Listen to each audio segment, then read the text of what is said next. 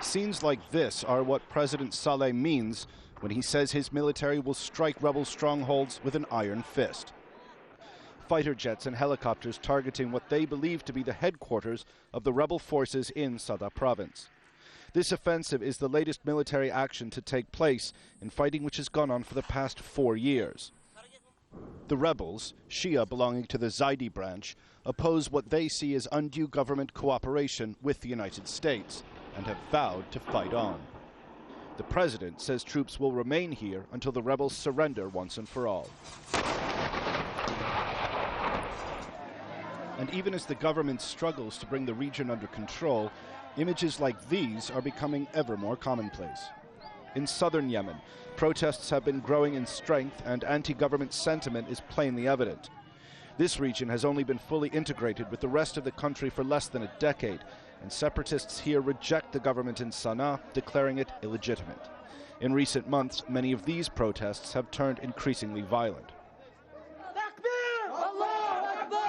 And if that weren't enough for the government to contend with, in the past several years, the country has also seen a resurgence of groups affiliated with al-Qaeda who have been carrying out attacks with ever greater frequency.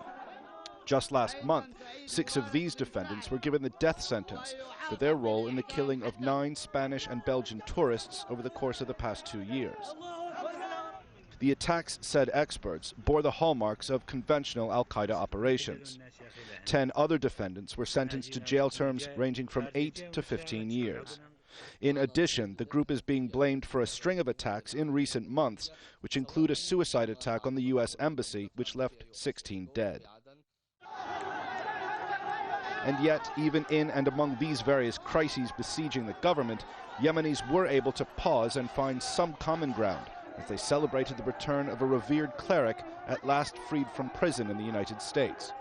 Sheikh Mohammed al-Moyad and an aide were released from American custody after a lengthy campaign on his behalf.